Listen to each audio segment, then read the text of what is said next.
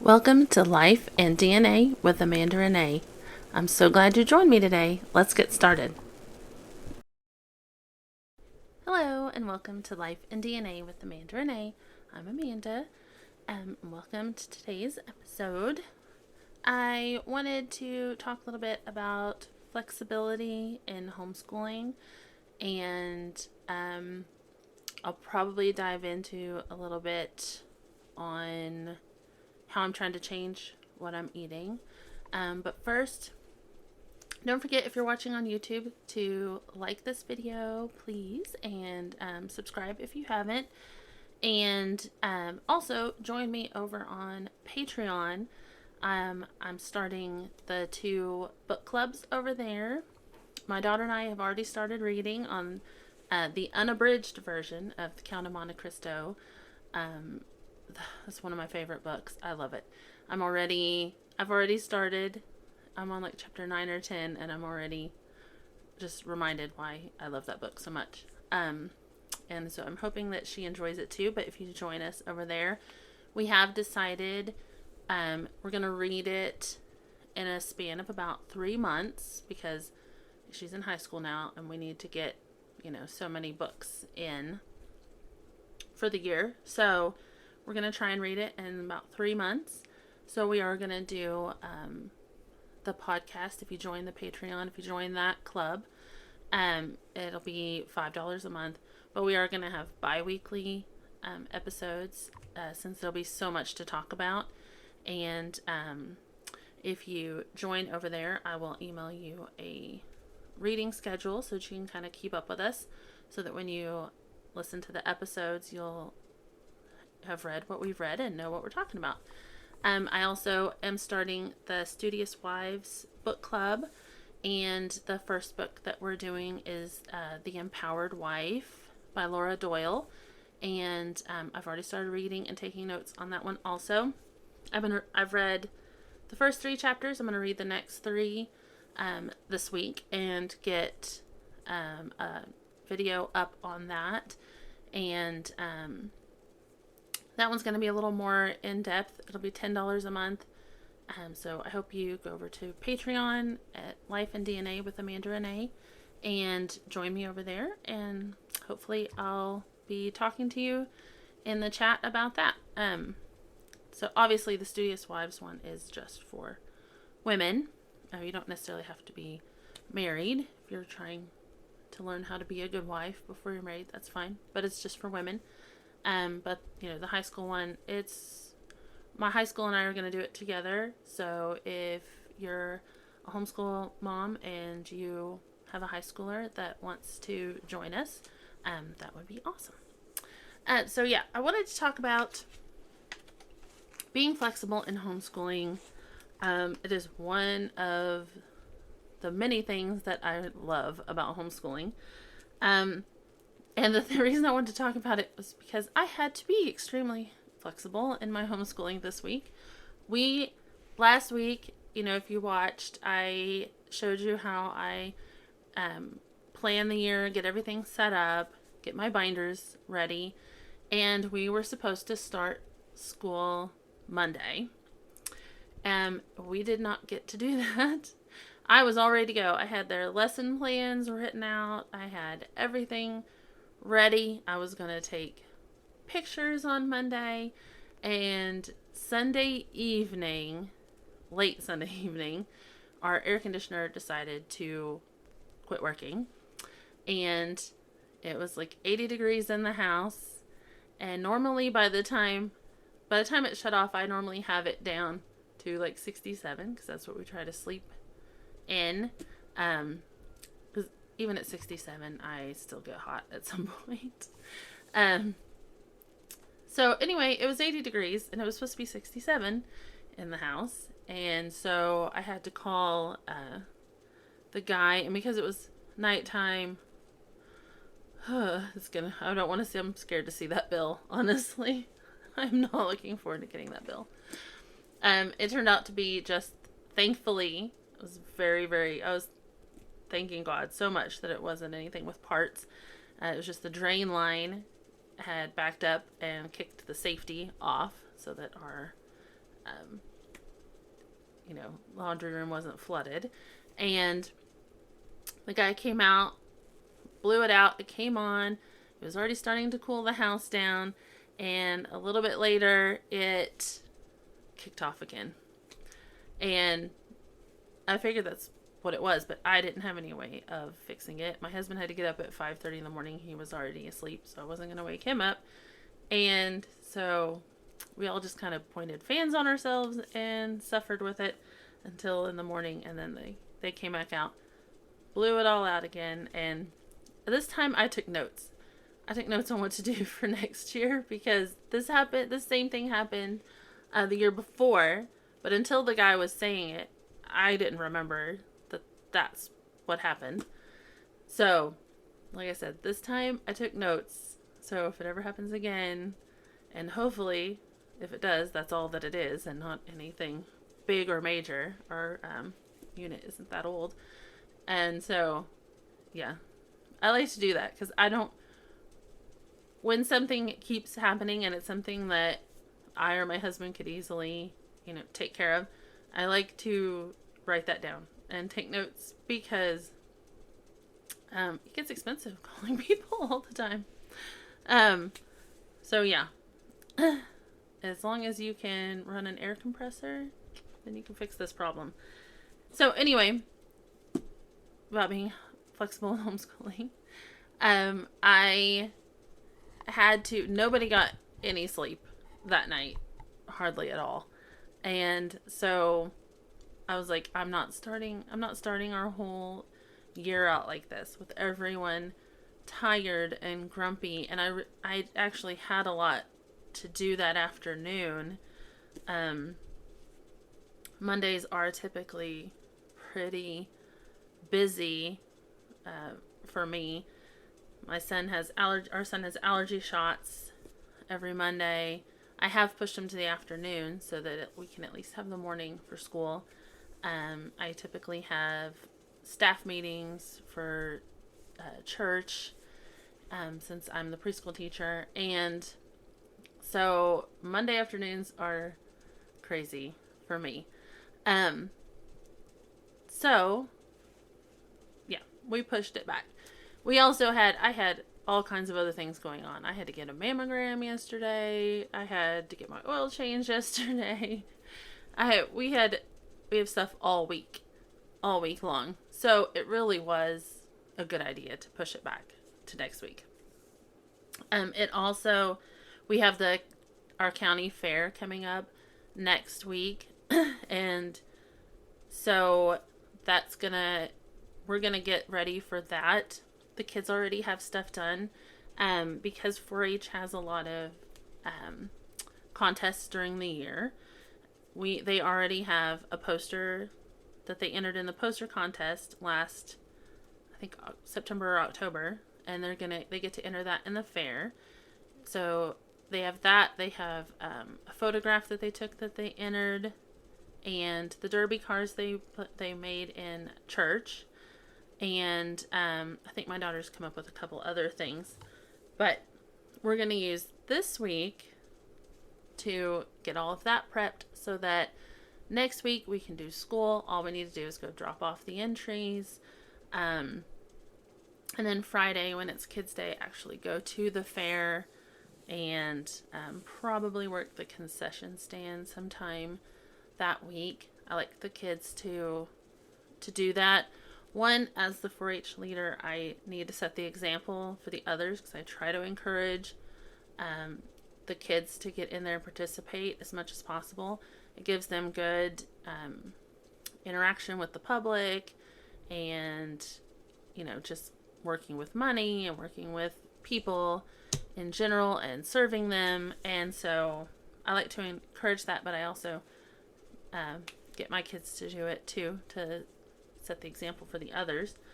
So yeah, I think we'll be set up for next week, set up for success, since we'll have had an extra week of getting the house clean, so it'll be a little bit less that they'll have to do after school during the week, because all of that'll be done. and they'll be all ready for the fair and have everything ready to just go and drop off. So, yeah, I love that we get that. I mean, if it was public school, we wouldn't have the option of, oh, well, nobody had a good night's sleep. It'd be too bad. Suck it up and just go have a crappy first day because you didn't get any sleep.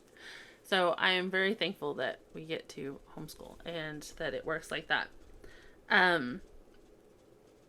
It also just helps that, we kind of we homeschool year round so that when life throws something at us like that, and sometimes it's, someone getting sick or a death in the family, anything like that, I can work our schedule around that.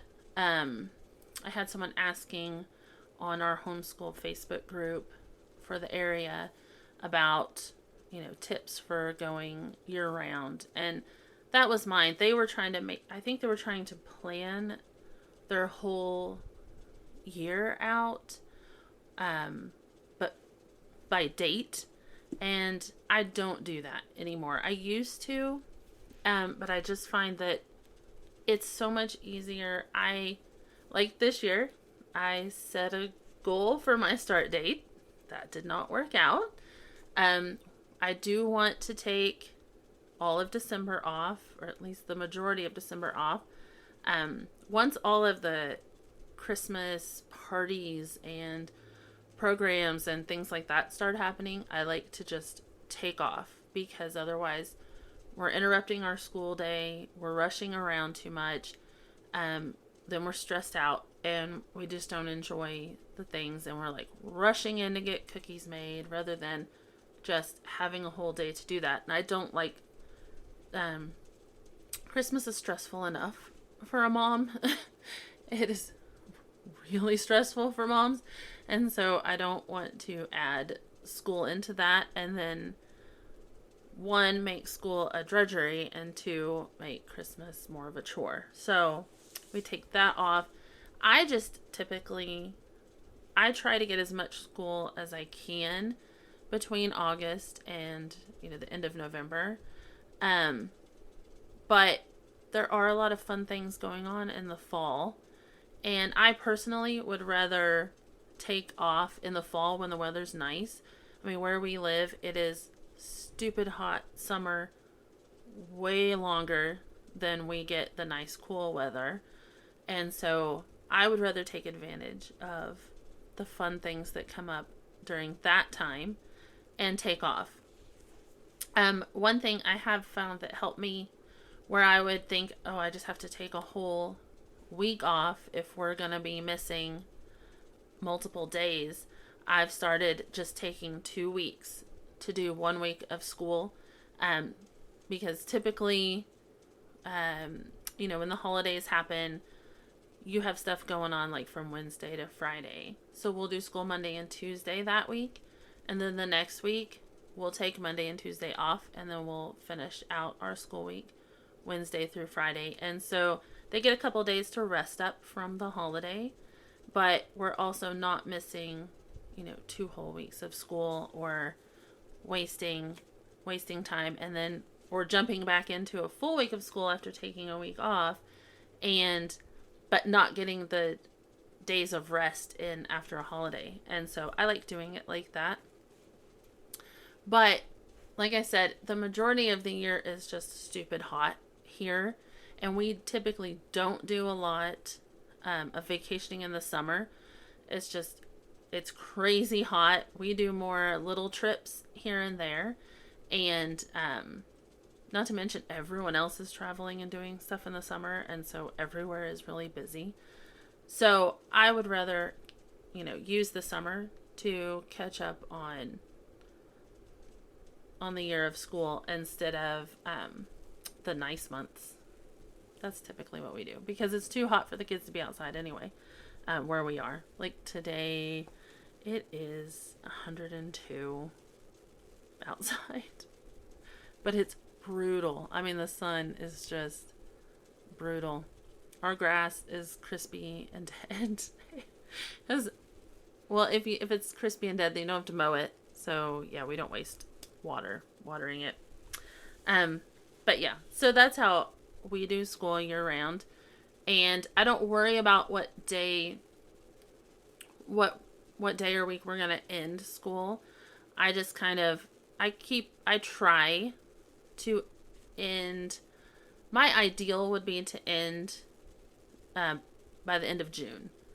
But if we have a week or two in July, that's not that big a deal. Now, my goal, and I had to kind of really work around some things and to finish before we went on our vacation in July. There is 1 week in July where we go and do something fun. And I try to finish by then. But if we didn't, it wouldn't be the end of the world. It would just mean, I would start later in August, which I ended up having to do anyway.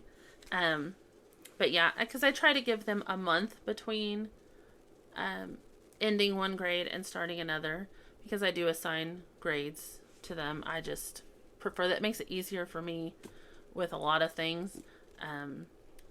Some homeschoolers don't. I just have. And so I try to give them at least a month.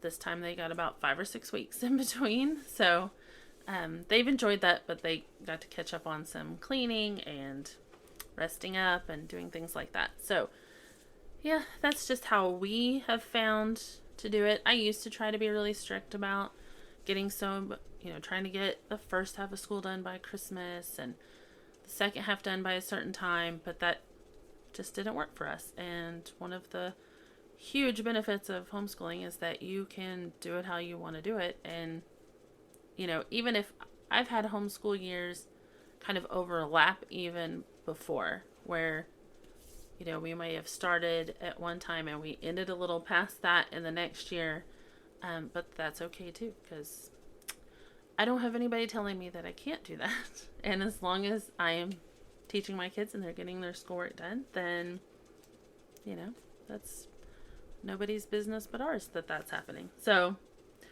I try not to let it happen, but if it does, then oh well, because legally, as long as they get 180 days of schoolwork in before they finish that grade, then I've done my job. The other thing I wanted to talk about was something I listened to on the Trim Healthy Mama podcast. I try to listen to those sometimes when I'm cleaning and doing things. And oh my goodness, I actually started tearing up because it was something I needed to hear so bad. I've been trying to I have not managed to start reading my Bible again. I keep meaning to, and I want to. I just have not done that yet. Between the 2 book clubs, I do a lot of reading, and so I have not managed to do that. But I have been trying to draw closer to God lately. A lot of the stuff, if you've listened to me at all in the past, a lot of the stuff with my mom just kind of made me not pull away from God, but just kind of, I don't know how to word that. Maybe it is pull away a little bit. But I've been trying to draw closer to him again. And the thing they said on the podcast was, what are you focusing on and making bigger in your life? And they used the example of, one of the sisters didn't like her nose when she was like 10 years old. And so all she saw in the mirror every time was her nose. And every time she looked in the mirror, it just seemed to look bigger and bigger and just blown out of proportion. And she had a distorted view of herself. She even went anorexic for a while because she just saw herself as so much bigger. And she's like me, tall, and she is not like big by any means, but she's tall, and that as a girl that makes you feel more out of place. My mom was short. A lot of women you see, they're short and petite, and then when you're more of the Amazon type, it's hard when you're growing up to be that way. And so I understood what she was talking about. But it was so distorted in her mind that she was got anorexic. And they were saying, the stuff that you focus on that's negative just grows so big, and even to the point of getting depressed and things about it. But that really resonated with me. Certain areas of my life lately, I keep focusing on the negative, the not having enough in this area, or not, being enough in this area. And so that grows, and I will get to the point I've found, especially, and I don't know whether I'm sure all the thyroid stuff probably makes this even worse, but my anxiety will go up and up and up the more I focus on those things. And so when they said that, it was like a light bulb moment for me, and I realized that I've been focusing on the wrong things. And they said, focus on God and the one that can help with the problem and fix the problem, and the things you do have, and the all the good things going on in your life, and magnify those.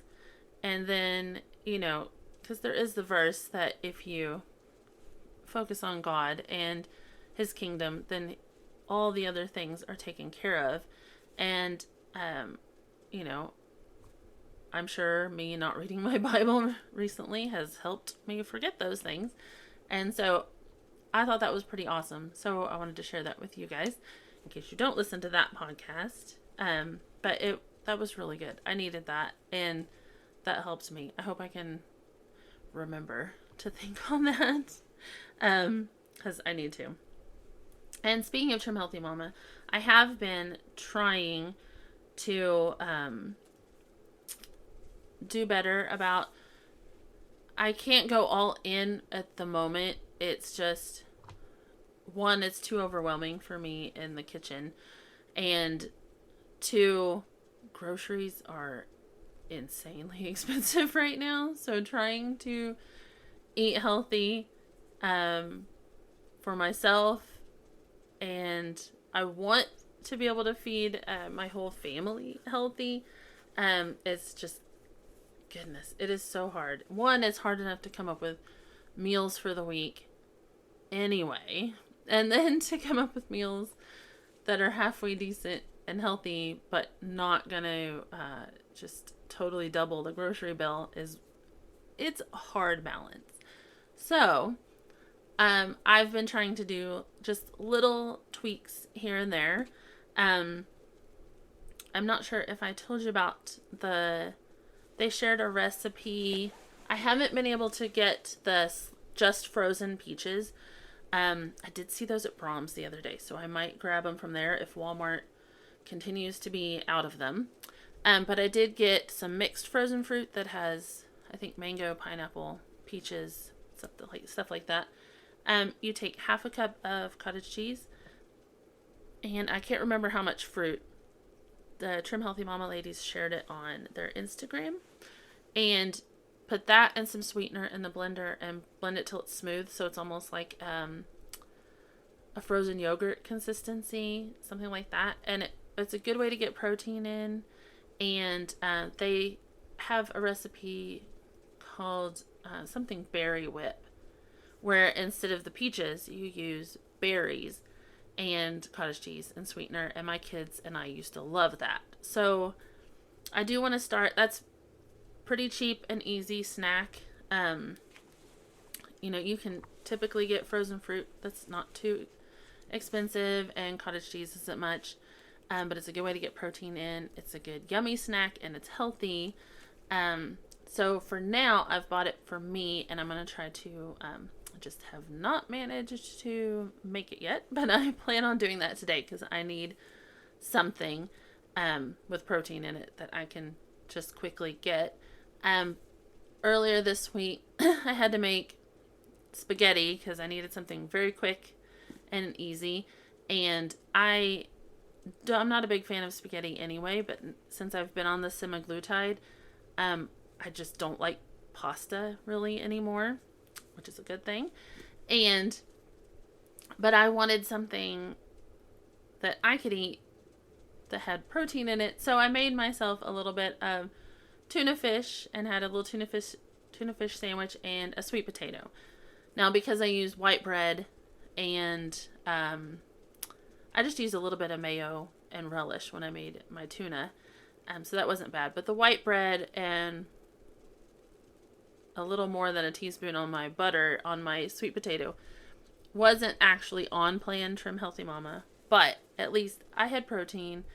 I had good healthy carbs in the sweet potato. So I was kind of actually proud of myself. Because at least it's a little nudge in the right direction. And it made enough tuna that I got to have that for lunch the next day also. So, baby steps. That's what I'm trying to do, is baby steps. And the ladies keep talking about how important, getting your greens and vegetables and all of that is. They even said that they read somewhere having a salad a day takes like 11 years off the age of your brain, something like that. And I'm like, that's awesome, especially considering on my dad's side, dementia and Alzheimer's has kind of happened to my grandparents and great-grandparents. So I need to do whatever I can to make my brain healthy, because I do not want that. So it's made me really crave salads lately. I haven't managed to go get any because I don't want to be gung-ho, buy it, and waste it, which is what usually happens, because salads sound nice, and I like them when I go out to eat and have a little side salad. But for some reason, I don't know what it is, but when I make them at home, it just makes my stomach hurt, and I don't know why. So I've been putting that part off. But I did buy the stuff, except for the kale, because, of course, our Walmart is out of everything that I really needed. But I bought the stuff to make me the zuppa toscana soup. My friend gave me a healthy version. The Trim Healthy Mama ladies have a healthy version in their cookbook. I was going to try to do one that's kind of in between the Trim Healthy Mama and the one my friend sent me, because it replaces potato with cauliflower. And but I want to make that and eat on that for lunches, so then I know I'm getting something good. It's got protein, it's got the vegetables. So yeah, that way I have a healthy lunch. But if you've ever made zuppa toscana soup, it's delicious. It is awesome. My family loves it. That's why I need to sneak and make it for my lunches and not let them have it, or I don't ever get any of it, hardly. But it takes a long time to make it if you make it the right way. So it was my plan to make that and eat on it for lunch, but without the kale, I'm not going to bother making it. So I'm going to try and pick up some kale tomorrow when I have to run to town, and hopefully get that made and then eat on it next week. So yeah, hopefully baby steps. If I can, I have done well with every time I've gone back on Trim Healthy Mama. I always end up implementing a new thing and kind of sticking with it. I use stevia in my coffee or any drinks that I make, and I've stuck with that. Once I first started Trim Healthy Mama and I got used to the taste, was I can't remember what brand. It's the brand that used to have the purple and white bag. Anyway, that one doesn't have a weird taste to me. And the Trim Healthy Mama ladies have sweeteners, and I have some of those too. Once I got used to that, I just kept using it so that I'm not having blood sugar spikes. But ever since I've been on the semaglutide, I keep craving sugar, especially peanut M&Ms, which is weird. But the other day I saw, and I had forgotten about this recipe, but in the very original Trim Healthy Mama book, they made something called skinny chocolate, and I used to love that stuff when I first got on the plan. And so I'm going to make some of that. I went and bought some just cheap mixed nuts from Dollar General, and so I'm going to make that. It's just cocoa powder, coconut oil, and stevia, and then you can add nuts, or sometimes you can add, some people add like peanut flour to make it like a peanut butter chocolate. But you mix that all up and freeze it. It has to stay in the freezer because the coconut oil, if it gets hot, it melts and it's all over the place. But it was really, really good. And so I thought, well, that would be a good, healthy alternative to my craving for the peanut M&Ms, and that I won't be spiking my blood sugar and putting all the crap that's in peanut M&Ms into my body. I'll be giving it healthy stuff. So that is my plan this week to get that made. But so yeah, and that's what I wanted to talk about this week. So thank you for joining me, and don't forget, if you like this video, to click the like button if you're watching on YouTube, and subscribe to my channel. I'll be back on here next week. And if you join me for the book clubs on Patreon, I will be putting up videos this week for the Studious Wives book club, and then next week we'll be putting up the first one for the high school classics. And yeah, so I hope you join me over there. I'm excited about these. I'm ready to talk about them and discuss them. I love getting to talk about books and what I've read, because I don't usually have anybody to talk about it with. So I look forward to seeing you over there, and I will talk to you later. Bye. Thank you for joining me today on Life and DNA with Amanda Renee. Come back next week and I'll have a new episode. Bye.